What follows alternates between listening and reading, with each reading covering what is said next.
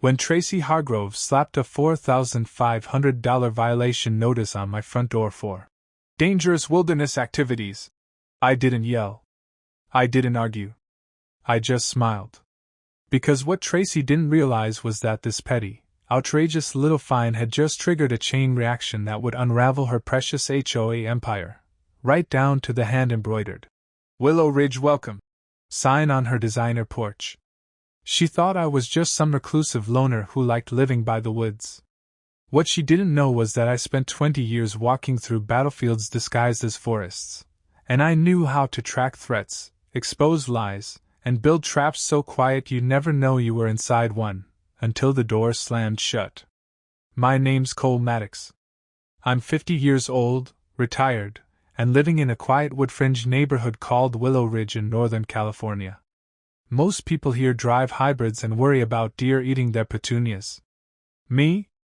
I was a U.S. forest ranger for 2 decades, until I watched too many developers win, too many ecosystems die, and too many fake community improvement projects gut the very land we were sworn to protect.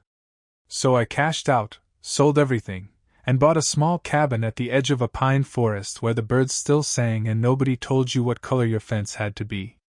At least, that's what I thought. Willow Ridge looked peaceful on Zillow. Big homes, wide streets, a man-made lake, and quarterly HOA fees that could feed a small town. The real estate agent assured me it was light touch HOA, mostly landscaping and friendly socials. What she didn't mention was Tracy Hargrove. I met her 2 days after moving in. She rang my doorbell with a floral clipboard, a plastic smile, and a basket full of almond flour muffins that tasted like drywall. Tucked underneath was a 137-page packet labeled Willow Ridge HOA Community Standards, 2023 edition. Welcome to Willow Ridge, she beamed. We're a tight-knit group here, very proactive about community values. I noticed your truck is older than 2015, so just a friendly reminder that all visible vehicles must meet the aesthetic guidelines in Section 8. I hadn't even unpacked my boxes yet. She introduced herself as the elected HOA president, but later I'd learn no one had run against her in 7 years. Her husband, Brent Hargrove, was an architect. Her brother, Darren Mays, conveniently sat on the county zoning board. And her best friend, Diane, ran the neighborhood Facebook group like a digital Stasi. I ignored them. Paid my dues. Mowed my lawn. Kept to myself. Until hunting season came around. See, I wasn't out there shooting squirrels for fun. Hunting was my reset button. My father taught me. His father taught him. We used every part of what we took. There's a peace that comes with tracking in silence, respecting the land, and honoring the life you harvest. That kind of peace doesn't exist in HOA meetings. There was a stretch of forest, about 75 acres, that backed up against Willow Ridge. I'd seen people jog there, walk dogs, even put up wooden benches at scenic spots. But it wasn't part of the community map. Curious, I ran the parcel number through the county land records. It belonged to an old Navy vet named Walt Erickson, age 83, now living in Arizona. He'd inherited the land from his family, never sold it, and was still paying the property taxes himself. I found his number, gave him a call, and asked for permission to hunt. You're the first person to ask in 20 years. He laughed. Knock yourself out, just don't shoot any hikers. And send me a picture if you land something big. That weekend, I woke before sunrise, loaded my rifle, and hiked into a clearing Walt had described over the phone. It was perfect, open grass, a narrow stream, and faint deer tracks just visible in the damp earth. At 9:14 a.m., a 6-point buck stepped into the clearing. One clean shot. Instant drop. I just started field dressing the animal when I heard them. Footsteps. Voices. Laughter. Through the trees came Tracy Hargrove, flanked by 4 other women in yoga pants, aviator sunglasses, and matching pastel fleece jackets. Their conversation died the moment they saw the blood. Tracy gasped like she'd witnessed a murder. "What in God's name are you doing?" she shrieked, fumbling for her phone. This is a family trail, you absolute maniac! I calmly explained I was hunting legally, with permission from the landowner. She snapped a dozen photos anyway and hissed, "This is not over. The HOA will deal with this." 3 days later, I came home to find an envelope duct taped to my cabin door. Inside was a formal violation notice from the Willow Ridge HOA. "You are hereby fined $4,500 for unlawful hunting, disturbing community peace, and creating an unsafe environment." No court date. No appeal. Just a threat. Failure to pay will result in escalating enforcement and legal action. That's when I stopped smiling politely and started planning revenge. Because if Tracy wanted a fight over land, she had no idea the entire forest she thought she controlled was about to change hands. And this time? It wouldn't be hers. I sat on my porch that night, the violation notice still fluttering in the wind where I'd retaped it. The absurdity of it all would have been funny if it weren't so infuriating. $4,500. For what? Hunting, legally, on land I had permission to use? I knew enough about HOA law to recognize a bluff when I saw one. But this wasn't just about a fine. It was about control. And Tracy Hargrove didn't just want to manage trash cans and lawn heights. She wanted dominion over the woods themselves. The next day, I called a friend of mine, Callum Drake, an old ranger buddy turned land use attorney down in Reading. I read him the violation notice, and he let out a low whistle. "They're threatening to fine you for an activity that took place outside of HOA jurisdiction?" he asked. "Correct. And on land you had permission to access?" "Exactly." He chuckled dryly. "Cole, what they've done isn't just overreach, it borders on fraudulent coercion. They don't have a legal leg to stand on." "But what if they try to escalate?" I asked. "Liens, legal action, community pressure? Let them try," he said. "But if you're looking for a more permanent solution, maybe it's time to change the playing field entirely." I knew what he meant. But first, I wanted to see how far this rabbit hole went. A few days later, I decided to attend my first ever Willow Ridge HOA meeting. It was held at the community center, a modern building next to the man-made lake with more glass than insulation. I showed up early, dressed in my old ranger jacket and jeans, carrying a manila folder under one arm. The room was already half full. Plastic chairs in neat rows, a long table up front, and, at the center of it all, Tracy Hargrove. She sat like a queen in a turquoise blouse and pearl earrings, flanked by her allies, Marcus Long, the HOA vice president and owner of a local insurance firm, and Janice Tran, the treasurer, who looked like she regretted every life choice that brought her there. "Well, look who decided to join us," Tracy said with a smile that cut like glass. "Mr. Maddox, perhaps you'd like to explain to the community why you're slaughtering wildlife in our shared sanctuary?" Several people turned toward me. Some with confusion. Others with open hostility. I didn't raise my voice. I didn't posture. I walked calmly to the front and opened my folder. "Here's a copy of my state hunting license," I said, laying it on the table. "Here's a printed email from the legal owner of the land, Wallace Erickson, granting me explicit permission. And here's the property map from the county assessor's office, confirming that the forest area you refer to as our shared sanctuary is, in fact, private land not under HOA control." Tracy didn't even glance at the documents. "This land has been used by Willow Ridge residents for over a decade," she snapped. "We've built trails, installed benches, hosted school outings. Community investment creates community rights. That's not how property law works," I replied evenly. A man in the third row, Miles Carver, I would later learn, spoke up. "Is this true? That land isn't ours?" Tracy ignored him. She turned her eyes back to me. "Your actions have endangered families, frightened children, and violated the spirit of our community. Whether or not the land belongs to us legally, it is ours in practice. And your behavior will not be tolerated." The meeting ended with murmurs and tension, but I could see doubt beginning to bloom. And that's when I decided. No more defense. No more waiting for their next move. It was time to strike first. The next morning, I drove down to the county building and pulled every public document related to the forest parcel. Permits, maps, tax records, zoning plans. It took hours, but what I found was worse than I'd imagined. The HOA had filed multiple applications to secure state and federal funds for the development of a so-called nature sanctuary. The paperwork was thick with buzzwords: sustainability, eco-rehabilitation, community mental wellness. But none of it mentioned the most critical fact. They didn't own the land. Buried in one of the packets was a full architectural concept for a park called the Tracy Hargrove Nature Sanctuary, complete with decorative stone markers, reflection pools, and an amphitheater with her name carved in granite. It was her legacy project. Her monument.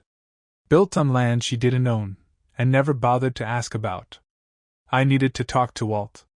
It took some digging, but I finally reached him through a VFW contact in Arizona. He sounded spry, with the salty humor of a man who didn't care much for bureaucrats.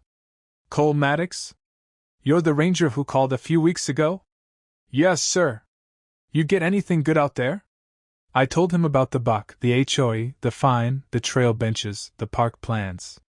There was a long pause. Then a muttered, "Those sons of bitches." He'd inherited the land from his father in 1982. Held on to it out of principle and nostalgia, even though he hadn't visited in over a decade due to a hip replacement and his wife's declining health. "I had no idea anyone was using it, let alone building on it," he said. "I never gave permission. Never leased it out. They're trespassing, plain and simple." "Would you consider selling it?" I asked carefully. He chuckled. "Thought you might ask that. I've been thinking about it myself. Property taxes keep going up, and we're downsizing anyway." I braced myself. "How much?" He paused. "I'd say $700,000, but I like your style. Make it $680,000 and promise me two things. 1. You protect the trees. 2. You shut those HOA bastards down." "You have my word," I said. Within a week, I had a signed agreement and a scheduled closing date. I wired in the funds, my entire savings, a chunk of inheritance from my mother, and the rest from a low-interest rural land loan Callum helped me secure. To avoid tipping off the HOA, we filed everything through a law office in Reading under an anonymous holding trust. No press. No flags. No noise. On a Monday afternoon, at precisely 2:47 p.m., the deed to parcel 74B, 75 acres of old pine forest, was recorded in my name. That night, I walked into the trees alone. The air was cooler under the canopy. The faint smell of pine needles, wet moss, and honest earth hung heavy. A blue jay cawed overhead, angry I was disturbing his perch. I stood on the same clearing where I'd taken the buck and whispered, "It's ours now. No more trespassers." And I meant it. Would you have done the same in Cole's boots? Comment yes or no. But the next day, HOA harassment escalated. Another violation notice. Unauthorized vehicle parked for over 24 hours. It was my truck. In my own driveway. Then, improper trash bin storage. They were placed 1 foot from the curb instead of 2. And then a second fine for the original hunting incident, this time with a late fee.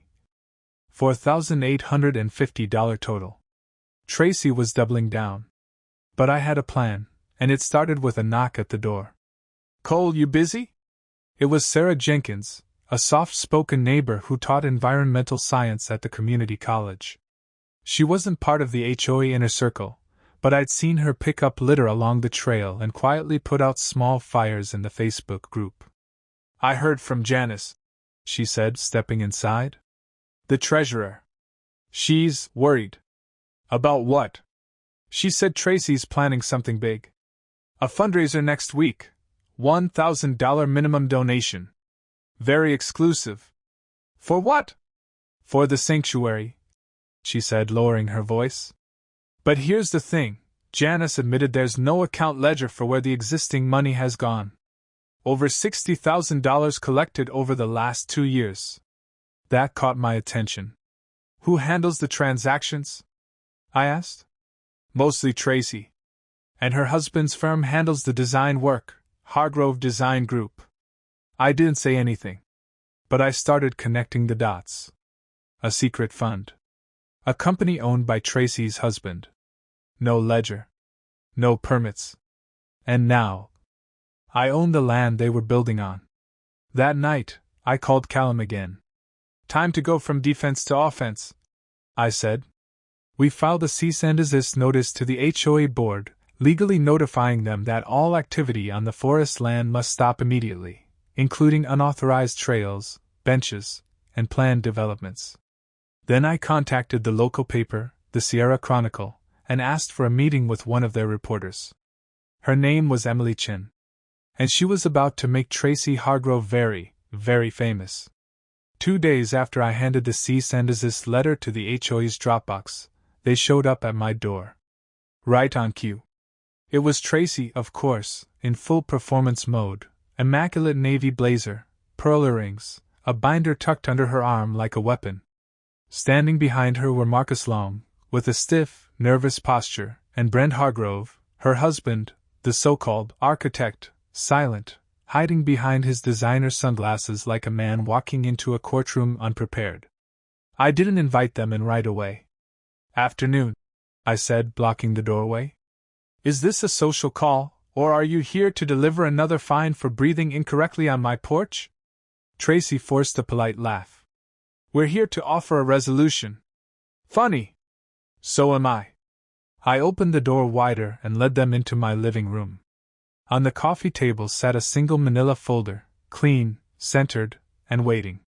Tracy sat first, legs crossed, feigning confidence. Marcus hovered awkwardly. Brent didn't even remove his sunglasses. We've reviewed your recent correspondence, Tracy began. And while the language was frankly inflammatory, we're willing to overlook the misunderstanding if you're ready to work with the community. In other words, I said, you still think this is your land? Tracy's smile flickered. As I've stated, the Willow Ridge HOA has used that space for more than a decade. It has become an illegal use of private property. I cut in. I slid the folder across the table. Inside, a certified deed showing parcel 74B now belonged to Cole Maddox, notarized and registered with the county. Attached, full survey boundaries, timestamps, and a legal affidavit from Wallace Erickson, the previous owner, confirming no permission had ever been granted to any HOA or affiliate. Tracy's face strained of color as she scanned the documents. Brent leaned over, reading silently. Marcus glanced at the papers, then quickly away, as if they might burn him. This doesn't change anything, Tracy stammered, trying to recover. The community has invested in those trails. We've held fundraisers, cleanups, installed infrastructure. None of which gives you legal title, I said flatly. You've been trespassing. Worse, you've solicited funds under the false pretense that you had rights to develop that land. That's misrepresentation, Tracy. Maybe even fraud. Brent stood abruptly, his jaw clenched. Careful with your words. No, I said, standing up. You be careful. Because as of yesterday, I also filed a report with the California State Attorney General's office about your fundraising practices.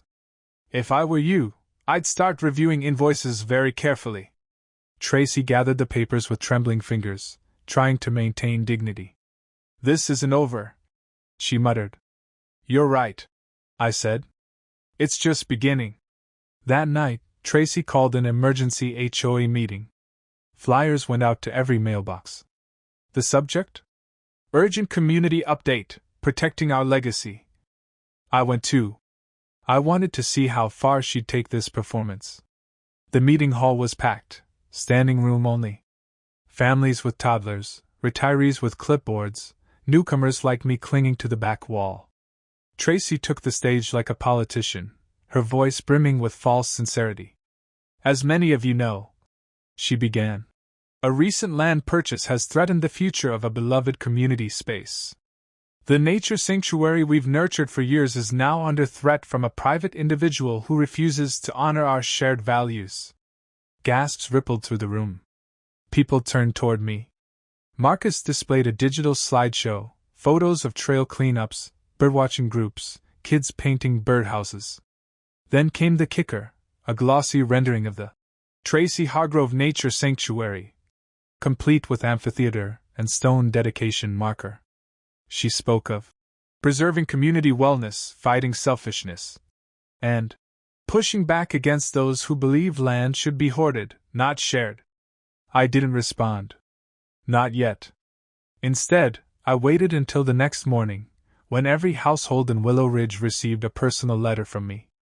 Inside that envelope was a calm, professional statement. I explained who I was, what had happened, and attached documentation proving the land's true ownership. I included maps, copies of the cease and desist letter, and a timeline showing when the HOA began raising funds for a park without ever owning or leasing the property. Then came the kicker. I formally warned residents that continued use of the trails constituted trespassing and that all development plans were illegal. But I offered a path forward. If the current HOA leadership stepped down and an independent audit was performed, I would consider opening part of the land under proper conservation rules. By sunset, my phone was buzzing. "Cole," came a deep voice. "It's Miles. Carver. Marine, retired. We'd never spoken before. I got your letter. Read it twice. Checked it all.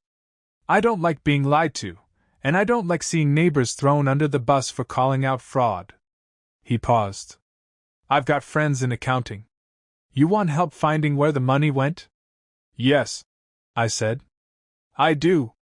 The next step was Janice Tran, the HOA treasurer. I caught her outside the post office, visibly frazzled, clutching a folder like it might protect her from a storm. "I'm not part of this," she said before I could speak. "I never approved those speeches. I just signed what Tracy gave me." "Then help me clean it up," I said. "Before this gets uglier." She hesitated, then glanced around and pulled me into her car. "Every month," she whispered, flipping through her folder, "we moved a portion of the sanctuary fund into a private business account, under the name Hargrove Design Group. Brent's company," I said. She nodded. "The invoices were vague: landscape conceptuals, eco-architectural consulting, that kind of stuff. But the amounts were large: $5,000 here, $8,200 there. Always approved by Tracy. Never reviewed by the board." She slid a USB drive across the center console. "It's all on here.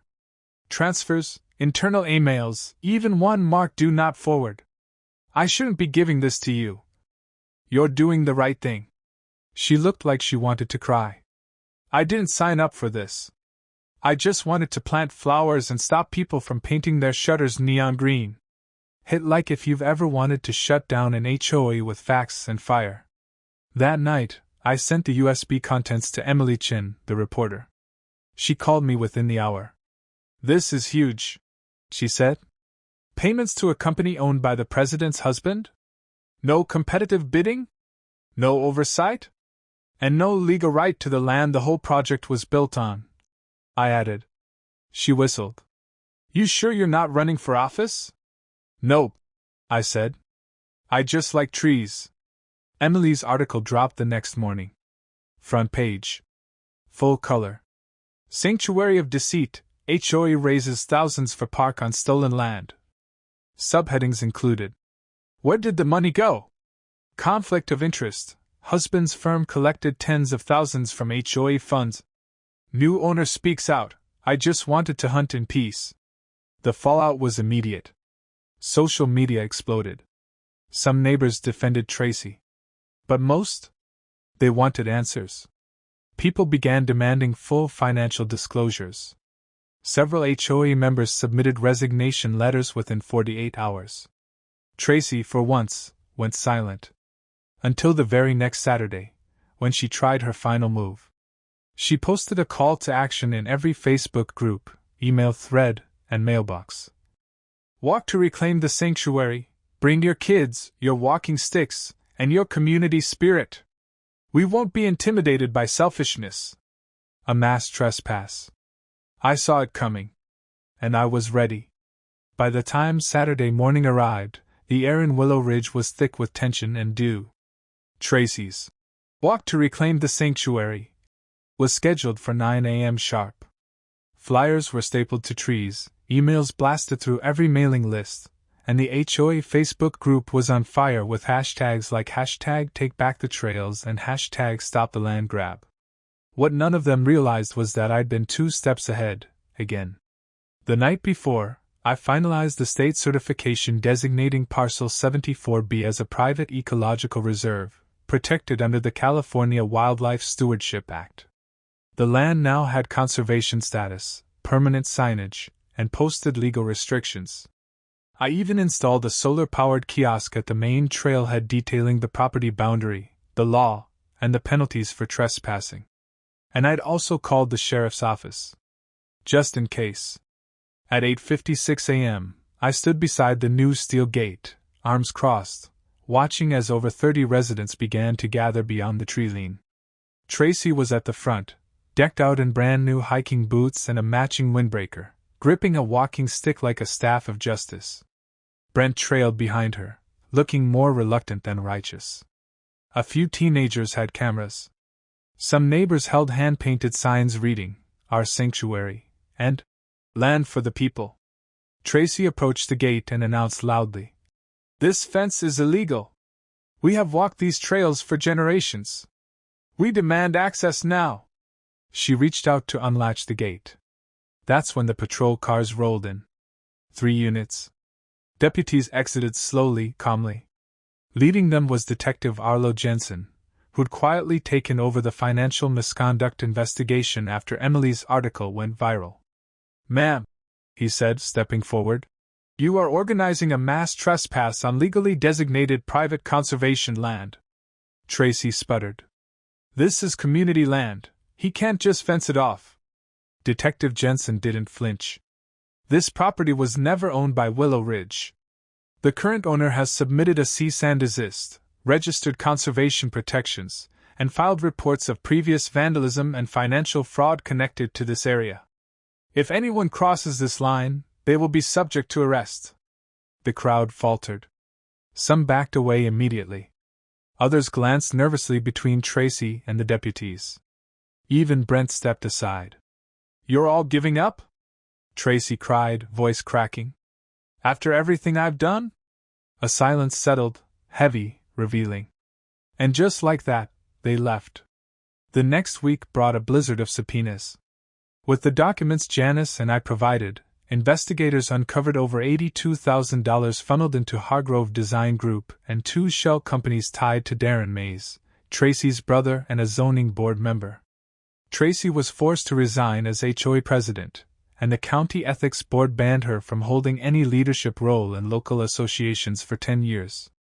Her husband and brother were also fined and barred from future contracts. A special HOA election was held. To no one's surprise, Sarah Jenkins won by a landslide. Her first act? Commissioning a full audit and dissolving the secret sanctuary fund. Her second? Asking if I would consider reopening access to part of the land under legal agreement. I said yes. 2 months later, on a quiet spring morning, I watched as the Walt Erickson Trail officially opened. Gravel path. Modest wooden arch. A simple bronze plaque. In honor of the Erickson family, stewards of this land, 1928 to 2023. Respect the forest. Leave no trace. Entry was permitted twice a week with a signed waiver, limited to 50 residents per day. No politics. No plaques. Just trees and the silence they deserve. And that misused donation fund? Sarah and I worked with local officials to redirect it into a scholarship program, the Willow Ridge Environmental Integrity Grant, supporting students pursuing conservation and land stewardship careers. I still live in the same cabin. Still walk the woods. Still carry my grandfather's old hunting rifle, but these days, not much to aim at. The real target? Was pride. Ego. Corruption. And it fell faster than any buck ever did. As for Tracy? Last I heard, she and Brent moved to a townhouse in Sacramento. No yard, no trails, and no HOA. Fitting. Love HOA Karen stories like this one? Tap subscribe so you never miss a battle. In the end, this story wasn't just about a forest, or an HOA, or a power-hungry woman trying to carve her name into someone else's land. It was about something deeper: the right to stand your ground, the value of truth, and the importance of knowing where your boundaries lie, both literally and morally. Cole didn't win because he shouted the loudest. He won because he knew the law, respected the land, and refused to be bullied into silence. In a world where noise often drowns out reason, this story reminds us that quiet strength, when backed by truth, is louder than any mob. That real leadership means stewardship, not self-promotion. And that sometimes, the best way to protect something you love isn't by fighting back in anger, but by building something better in its place. So if you're ever pushed too far, remember this: you don't need to match their noise. Just hold your ground, gather your proof, and let the truth do what it always does: outlive the lies. That's how real justice takes root. And that's how legacy is earned.